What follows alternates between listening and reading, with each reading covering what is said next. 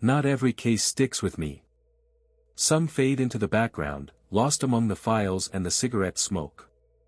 But the lumber mill, that one still haunts me. It wasn't just about a murder.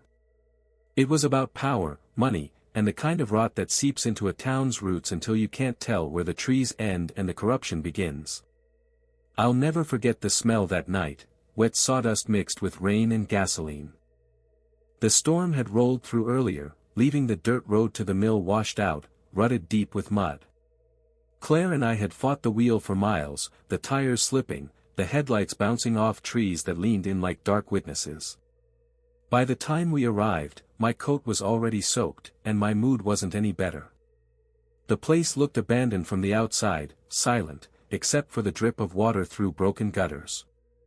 But the yellow glow of police floodlights cut through the mist, and that's when I saw it, the body. He was sprawled across the damp planks near the saw, the once proud owner of this lumber mill. His eyes were open, staring at the ceiling beams, as if even in death he couldn't believe how it had ended. The sawdust around him had turned to paste in the rain, clinging to his boots, his shirt, his lifeless hands. The officers on scene were doing what they always do when they'd rather not get involved, standing around, smoking, waiting for someone else to take responsibility. That someone else was me. Harry, one of them muttered, barely making eye contact. Looks like he fell. Yeah. I crouched near the body, shining my flashlight across his face.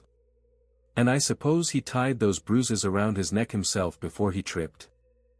The officer shifted uncomfortably, muttered something about just doing his job. But I could see it already, the reluctance, the fear. They didn't want this case open.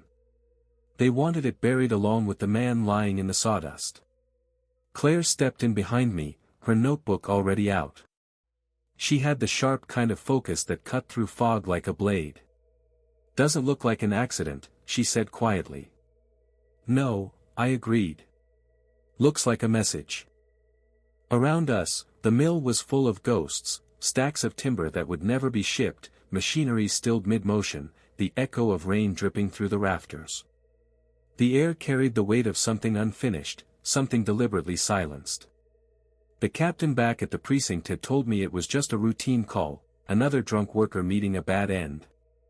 But standing there, I knew better. I knew because I'd seen it before, when people in power wanted a problem gone, they made it disappear. Only this time, the problem was the man who owned this entire place. I straightened, my boots sinking into the mud. Lock down the office, I told the nearest officer. Nobody touches a thing until I've been through it. The man hesitated. Too long. That hesitation told me more than his words ever could. Problem? I asked, my tone sharper now. He shook his head, forced a smile. No problem, detective. Whatever you say. Claire shot me a look as the officer walked off. We both knew the truth, they weren't here to solve a murder. They were here to make sure it didn't get solved. As we stepped deeper into the mill, rain pattering against the tin roof, I couldn't shake the feeling that the storm outside wasn't over, it had just moved indoors. The truth was here somewhere, buried in ledgers, contracts, or whispers between workers who were too scared to talk. But I also knew this. You don't kill a man like that unless he was standing in the way of something bigger. And whatever it was worth killing for. That was my first step into the lumber mill case. A road soaked with rain, a corpse left to rot in sawdust, and a silence so thick you could choke on it. And I was about to break that silence wide open. The road to the mill had been bad enough on the way in, but by the time Claire and I left the body to the coroner's team, the rain had started again, steady and cold. It tapped against the tin roof and drummed on the mud outside, turning the ground into a swamp. Leaving wasn't an option, not yet. Too many questions lingered in the air, and I had a hunch that the answers weren't far from the office door. Claire walked beside me, her boots squelching in the muck. You saw how they reacted when you mentioned locking down the office, she asked. Yeah, I muttered. Like I'd just told them their secret was about to come out. The mill's office was a squat wooden building at the far end of the yard, its windows glowing faintly with lamplight. I pushed the door open, the hinges squealing in protest. Inside, the smell of wet paper and old wood hit me, mixed with something sharper, like oil or maybe whiskey spilled across the floorboards. 2 officers were already inside, rummaging through drawers they had no business opening. When they saw me, they froze, like kids caught stealing candy. "Out," I said flatly. One of them started to protest. "We were just out." My tone left no room for debate. Claire moved past me, already jotting down which drawers had been opened, which papers had been disturbed. She had an eye for detail that even I admired. The officers exchanged a glance before slinking out the door, their boots thudding across the porch. I waited until the sound of rain swallowed them up before turning to Claire. "They weren't looking for evidence," she said. "No," I agreed. "They were trying to make sure we didn't find any." The desk in the corner was heavy oak, scarred from years of use. On top, ledgers were stacked neatly, too neatly, considering the chaos outside. I opened one, flipped through a few pages. At first, it was just numbers and shipments, routine logging operations. But then, halfway through, I noticed gaps. Entire weeks skipped, pages torn out. Claire leaned over my shoulder. "That's not sloppy bookkeeping. That's deliberate." I nodded. He was hiding something, or someone else was hiding it from him. In the bottom drawer, I found a half-burned envelope. The paper was brittle, edges singed.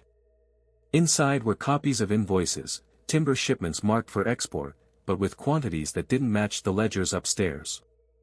Someone had been selling a lot more wood than they were reporting. I held one of the pages up to the lamplight. The handwriting in the margins was rushed, almost frantic. A single line stood out: "If they find out, I'm finished." Claire exhaled slowly. "So he knew." "Yeah," I said. "And I'd bet my last cigarette he was planning to do something about it." The sound of boots on the porch made us both stiffen. The door creaked open, and the captain himself stepped in. His uniform was damp, his hat dripping rainwater onto the floor. "Harry," he said, too casually, "you find anything useful?" I closed the ledger and slid the envelope into my coat pocket. "Just paperwork," I said evenly. His eyes lingered on me a moment too long, like he was trying to read my thoughts. Then he forced a smile. "Well, don't wear yourself out. Looks like a straightforward case to me. Man rubbed the wrong people the wrong way. Happens." "Does it?" I asked, meeting his gaze. The silence stretched, broken only by the patter of rain against the window. Then he tipped his hat, turned, and left. Claire looked at me as the door shut. "He knows." "Yeah," I said quietly. "And he wants us to drop it." I lit a cigarette, the smoke curling toward the ceiling beams. The storm outside rumbled like distant artillery. "They killed him because he was going to talk," I said. "And now they're trying to make sure no one else does." Claire closed her notebook with a snap. "Then we make sure the talking gets louder." I couldn't help but smile grimly. She was right. And if the road into the mill had been rough, I had a feeling the road ahead would be a hell of a lot worse. The next morning, the rain hadn't let up. It clung to the streets like a curse, turning every alley into a stream and every sidewalk into a mirror. By the time I got to the morgue, my coat was dripping, and my patience wasn't far behind. The coroner was already waiting for me. Doc Meyer was a thin man with a sharp nose and sharper tongue, but he'd been in the business long enough to know when something didn't add up. He pulled the sheet back, and there he was, the mill owner, pale under the fluorescent lights. "'Cause of death?" I asked, lighting a cigarette I wasn't supposed to. "Not the saw," Meyer said dryly, gesturing at the man's bruised neck. "Strangulation. Rope, most likely. The bruises are fresh. He put up a fight, too, see the defensive wounds on his arms. He didn't go easy. I studied the lifeless face, thinking about the papers Claire and I had found the night before. So he was murdered, I said flatly. Meyer gave me a look. You needed me to tell you that? No, I didn't. I needed him to confirm it. A murder meant more than a messy accident, it meant intent. And intent, in a place like this, usually traced back to money. Claire came in, shaking off her umbrella, her notebook already open. I've been digging, she said. The mill wasn't just struggling, it was hemorrhaging. Officially, at least. I raised an eyebrow. And unofficially? She handed me a photocopy she'd pulled from the archives. Export logs, stamped and signed. According to the documents, the mill had shipped out twice the amount of timber it reported. Twice. Somebody's been cooking the books, I muttered, scanning the figures. Claire nodded. And if the owner was about to talk, that makes motive. Meyer cleared his throat. I don't know what you two are chasing, but if you're planning on shaking hands with the police, don't. Word is, half the department's got a stake in this mess. I snuffed out my cigarette and tucked the papers into my coat. Figures. We left the morgue and headed back toward the mill, the rain relentless, drumming on the roof of my car. The road was worse than before, mud pulling at the tires, water spraying across the windshield. It felt like the whole town was sinking under the weight of secrets it couldn't hold anymore. At the mill, the air was heavier than before. Workers shuffled about, heads down, avoiding our eyes. They knew more than they let on. They always did. I stopped a man stacking lumber and asked him about the owner. He hesitated, wiped his hands on his soaked pants. He was a good boss, he muttered. But he didn't belong in their world. What world? Claire pressed. The man's eyes flicked toward the office, where a couple of officers stood smoking under the awning. You don't want me to say, he whispered, then turned back to his work. Claire sighed as we walked away. They're terrified. Yeah, I said. That's how you know we're getting close. We searched the office again, this time more carefully. Behind a cabinet drawer, I found a folded piece of paper jammed into the corner. I unfolded it slowly. It was a draft of a letter, never sent, never finished. The words were jagged, written in haste. To whom it may concern, I can no longer stay silent.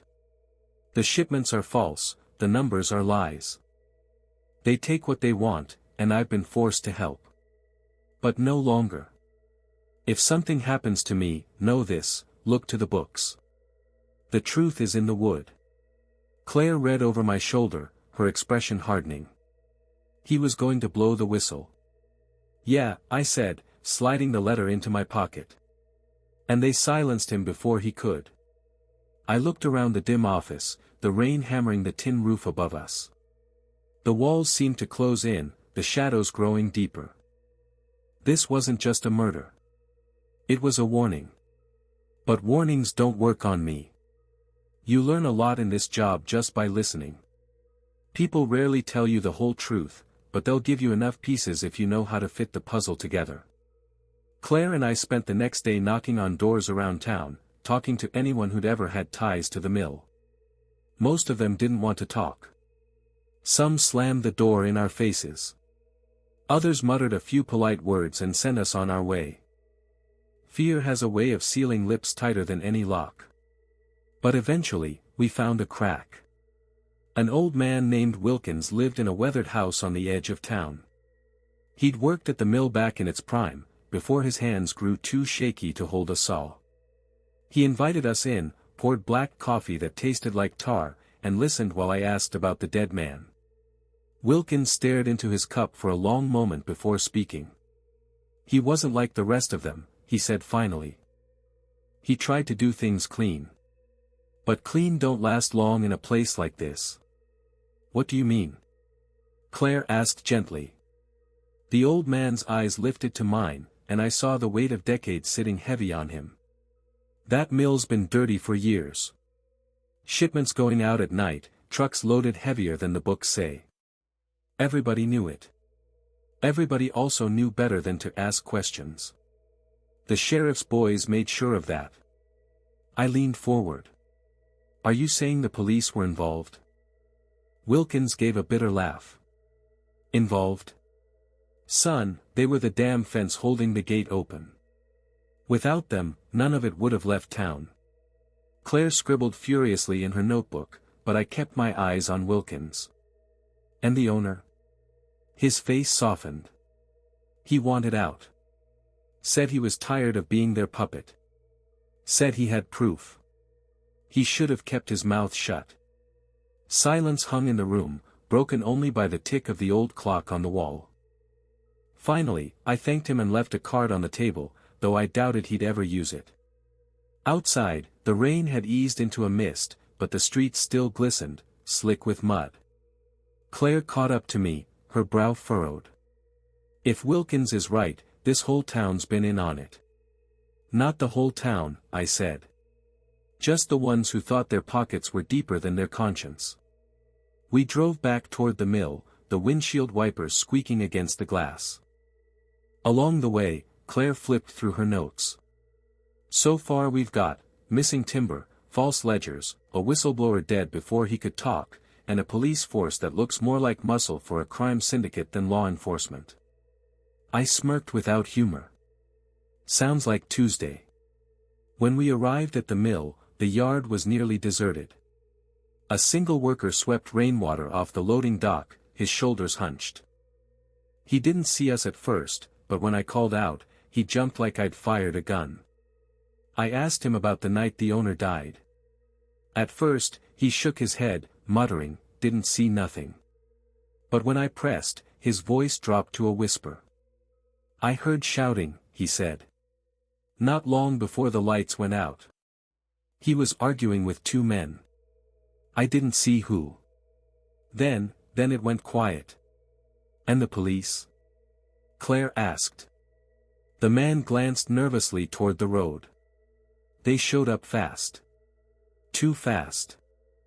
Like they already knew. That was enough for me. I slipped him a cigarette, and he took it with a trembling hand. As he lit it, I turned back toward the office. Every step I took in that place made the picture clearer, a man who tried to do the right thing, crushed between greed and corruption, a town that learned to look the other way, and a police force more interested in keeping secrets than finding justice. And if Wilkins was right, the rot went higher than anyone wanted to admit. The storm outside might have passed, but inside this case, the rain was just beginning. By the time we pushed further into the case, the walls had already started closing in. Everywhere I turned, someone was watching, an officer with his arms crossed by the station door, a stranger's car parked too long on a side street. The message was clear, back off. But I've never been good at taking hints. Claire and I went back to the mill late that night. The rain had stopped, leaving behind a fog that clung to the timber stacks like smoke. The whole place smelled of damp wood and rust. We slipped into the office with a crowbar and a lockpick, no help from the police this time. Inside, the air was stale, heavy with mildew and secrets. Claire set the lamp on the desk, its glow cutting through the gloom, while I went through the filing cabinet drawer by drawer. Most of it was junk, old receipts, payroll sheets, equipment orders. But then, tucked behind a stack of shipping logs, I found it, a thin folder, its corners frayed from being handled too many times. I flipped it open.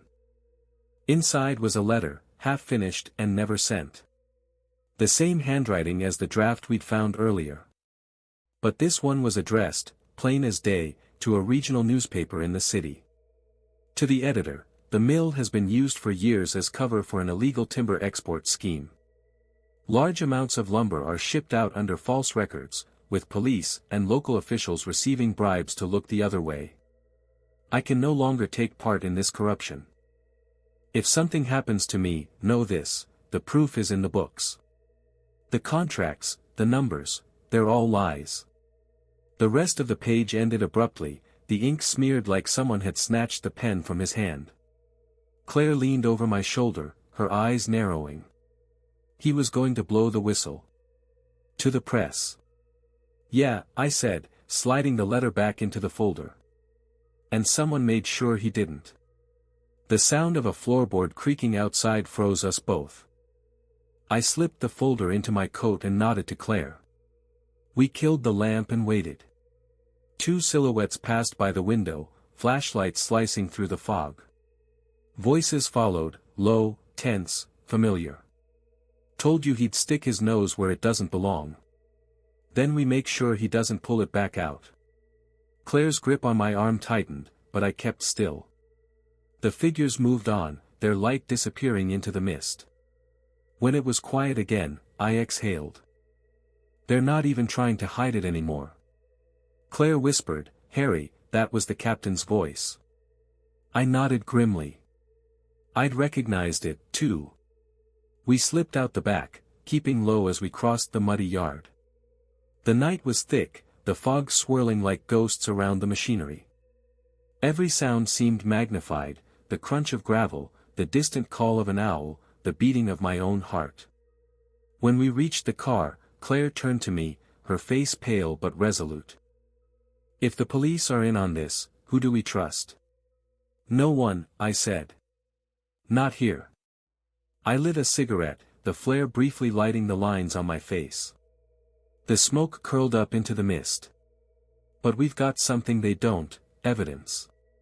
If we play it right, we can drag this whole rotten mess into the light." Claire's eyes hardened with determination. "Then let's play it right." I started the engine, the headlights cutting 2 weak tunnels through the fog. The mill receded behind us, swallowed by shadow and silence. But the weight of that unfinished letter burned in my pocket like a live coal. They thought they'd buried the truth with the man they killed. They were wrong. The next morning, I walked into the police station carrying the folder under my arm. I wasn't there to hand it over, not yet. I just wanted to see how deep the rot really went. The minute I stepped inside, I had my answer. Every conversation stopped. Officers glanced up from their desks, then quickly looked away. The captain's office door was closed, but I could see the blinds twitching. He knew I was there. They all did. Claire stayed close, her notebook clutched like a shield. She leaned in and whispered, "They're rattled." "Good," I muttered. "Let them sweat." We didn't stay long. I signed out a set of evidence tags, pretended I was filing paperwork, then walked right back out. Sometimes the best way to shake a tree is to rattle the branches and see what falls. Sure enough, someone followed.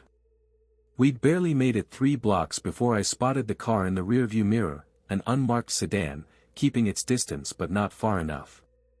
Claire saw it too. "Friends of the captain. Looks like." I turned left, then right, winding through back streets until I pulled into the alley behind the town's only bank. We slipped inside through the side door before the sedan even rounded the corner. The bank manager was a nervous man named Hollis, all sweat and spectacles. He nearly dropped his pen when he saw me walk in. "Detective," he stammered. What brings you?" I set the folder on his desk. "The mill owner had accounts here, didn't he?" His lips pressed into a thin line. "I can't disclose." Claire cut in smoothly, her voice like a scalpel. "You can, and you will. Unless you want your name tied to a corruption scandal that's about to hit the front page." Hollis swallowed hard. A few minutes later, we were flipping through records that should never have seen daylight. The mill accounts told a story louder than words: massive deposits from phantom buyers, withdrawals that didn't match payroll or expenses, funds funneled into shell companies with no addresses. And sitting on top of it all were signatures from names I recognized, local officials, businessmen, even the sheriff himself. They weren't just taking bribes, Claire whispered. They were partners. I tapped the page with my finger. "And that makes the owner's death not just murder, it makes it a cleanup job. We copied as much as we could before Hollis begged us to leave. If they find out I gave you this." "They won't," I said flatly, tucking the papers into my coat. Unless you tell them. Outside, the sedan was gone. But I knew better than to think we were in the clear. Back at the motel, we spread everything across the bed: ledgers, letters, bank records. The picture was complete now, an entire network, built on stolen timber and blood money, protected by the very people sworn to uphold the law. Claire sat on the edge of the bed, rubbing her temples. We've got enough to blow this open. But if the police are in on it, who do we hand it to? Not them, I said. Not anyone local. We go higher. State, maybe federal. Someone who doesn't answer to the captain. A knock at the door made us both freeze. I slid the papers into my bag and pulled my gun from its holster. Claire moved to the side, her hand on the lamp switch. Another knock. Louder this time. Harry, a voice called. Open up. We just want to talk. It was the captain. I exchanged a glance with Claire. Her eyes told me what I already knew: open that door, and we were finished. I backed away, whispered, out the back. We slipped into the rain-soaked night, leaving the captain pounding on an empty room. The game had changed. We weren't just chasing a murder anymore. We were running headfirst into a war. By the time dawn broke, Claire and I had been on the road all night. The forest mud still clung to our boots, and my hands smelled of rain, smoke, and gun oil. We drove until the mountains faded behind us and the crooked town where it all started was nothing more than a memory in the rearview mirror. But the truth wasn't something you could outrun. It was sitting in the passenger seat, in the form of a leather bag full of ledgers, letters, and bank slips. We stopped at a diner 2 towns over, neutral ground, far enough from the mill to feel safer, but not far enough for comfort. Claire stirred her coffee without drinking it, eyes locked on the papers spread across the booth between us. Harry, she said softly, we can't keep running. We need to hit back. Hard. She was right. Running only bought us time.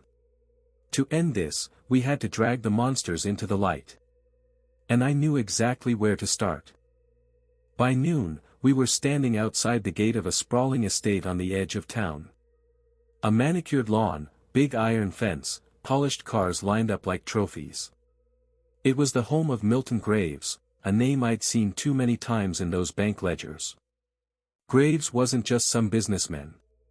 He was one of the architects of the scheme, a man who'd built an empire from stolen timber and blood money. The guards tried to turn us away. But Graves knew who I was, and curiosity must have gotten the better of him. He waved us in. Inside, the place reeked of wealth: mahogany furniture, expensive cigars, paintings worth more than my yearly salary. Graves himself was old now, his hands trembling slightly as he lit a cigar, but his eyes were sharp as broken glass. Detective Harry, he drawled, exhaling smoke. I was wondering when you'd crawl out of the woods. Tell me, do you actually think you can stop any of this? I tossed the folder onto his polished desk. Pages spilled out, inked with his signature, his fingerprints, his empire. You tell me, I said. He glanced at the papers, then back at me. Not a flicker of panic. Just a slow, cold smile. You think evidence matters? Half the police are mine. Judges too. You can't touch me. Claire leaned forward, her voice like steel. Maybe not here. But higher courts will. Federal prosecutors. People outside your pocket. Graves chuckled. If you live long enough to deliver it. That was the moment I saw the men moving in the hallway. Hired muscle. I'd expected as much. I stood, straightening my coat. You can kill us. Burn the papers. But the truth doesn't die that easy. Too many cracks in your wall, Graves. Too many people who've seen too much. His smile faltered, just a fraction. Claire and I walked out without another word, but I knew this wasn't over. Graves wouldn't let it end here. He couldn't. That evening, as we drove back into town, I laid it out for Claire. We've got enough to take down Graves and his friends. But if we go straight to the feds, the locals will bury us before we get there. We need leverage. Someone inside their circle willing to talk. She nodded slowly. Someone scared enough to betray them. We found him in the form of Leonard Pike, another old businessman, one rung lower on the ladder than Graves. His name showed up in the bank slips too, but in smaller amounts. The kind of man who got rich enough to enjoy the scraps but not rich enough to feel untouchable. When we knocked on his door, he nearly slammed it shut in our faces. But when I showed him the letter, the one the mill owner had been writing before he died, Pike's resolve cracked. He invited us in, poured himself 3 glasses of whiskey, and downed 2 before he spoke. I didn't kill him, Pike rasped, his hands shaking. I didn't want it. It was Graves. Him and the captain. Said the old man was going soft, might talk. They ordered it. I swear it. Claire leaned forward, eyes burning. Then you'll testify. You'll give us everything. Pike looked at me, his face pale as ash. If I do, I'm a dead man. I met his gaze. You already are, if you don't. He broke then. Told us everything, names, dates, payments. Enough to tear down the whole rotten empire. But as I scribbled the last of it into my notebook, headlights flared outside the window. Cars. More than one. Claire stiffened. Harry, they're here. I closed the notebook, slid my gun onto the table, and lit a cigarette. The smoke curled lazily as footsteps crunched up the driveway. Then it's time, I said quietly. One way or another, this ends tonight. The cars outside idled like beasts waiting to pounce. Their headlights carved long beams across Leonard Pike's front yard, throwing our shadows tall against the wall. I could hear doors slam, boots crunch on wet gravel, voices muttering orders. Pike's face drained of color. It's Graves. He knows I talked. Then let him come, I said, sliding my revolver back into its holster. Guns wouldn't win this war. Evidence would. Claire stuffed the papers and Pike's written statement into her satchel, her hands steady despite the tension. She had more steel in her than most cops I'd ever worked with. The knock came hard, rattling the door. Open up, Pike. We need a word. Pike froze. I nodded at him. Stall them. He opened the door a crack, his voice thin. What's this about? Through the gap, I saw 2 of Graves' men, thick necks, black coats, faces like stone. One shoved the door wider, stepping inside without invitation. You've been talking too much. That's when Claire moved. She snapped a photo with the little camera she carried, the flash exploding in the dark room. The men cursed, blinded for a heartbeat. It was all we needed. I grabbed Claire's arm, yanked Pike with my other hand, and we slipped out the back into the night. The rain had started again, soft but steady, masking our footsteps as we darted down the alley behind Pike's house. More headlights swung our way, voices shouting. But by then we were already in the car, engine roaring to life. We drove straight through the night, not stopping until we hit the state capitol. By morning, we were sitting in the office of a federal prosecutor, a stern woman with eyes sharper than any knife. We laid it all out, the ledgers, the letters, the bank slips, Pike's trembling testimony. She didn't smile, didn't frown, just kept writing notes. When we were done, she closed the folder with a soft thud. This is enough, she said. More than enough. And just like that, the machine turned. Over the next weeks, the dominoes fell. Federal agents raided the mill, seized bank accounts, froze assets. Graves and his circle were dragged into courtrooms they thought they owned. The captain was arrested in his own office, his badge stripped from his chest in front of the same men he used to command. Leonard Pike testified, pale and shaking, but alive. His words, combined with the evidence, drove the final nails into their coffins. The verdicts came swift, guilty on every count. Conspiracy, fraud, bribery, murder. The empire of Blood Timber crumbled into dust. When it was all over, Claire and I stood outside the courthouse, the winter sun cutting sharp across the steps. Reporters swarmed, cameras flashing, but their noise felt far away. She looked at me, her notebook tucked under her arm. "You ever get tired of it, Harry? Always digging up rot, turning over stones, finding snakes." I lit a cigarette, exhaled into the cold air. "Snakes don't like the light, Claire. That's why someone's gotta shine it." We walked to the car, the echoes of the trial still buzzing behind us. For the first time in weeks, I felt the weight lift. Not gone entirely, it never really goes, but lighter. That night, I drove back alone to the mill. The gates were padlocked now, the yard empty, stacks of timber left to rot. Rain tapped gently on the corrugated roofs, the same sound that had haunted me since the night we found the owner's body. I stood there a long while, cigarette burning down to the filter, thinking about the man who tried to do the right thing and paid for it with his life. Finally, I spoke into the silence, more to him than to myself. Justice came late. But it came. I dropped the cigarette, crushed it under my heel, and walked away. The past doesn't vanish, it lingers in the wood, in the soil, in the rain. But now the truth was out, carved into the record where no one could bury it again. And that, for a detective, is the closest thing to peace.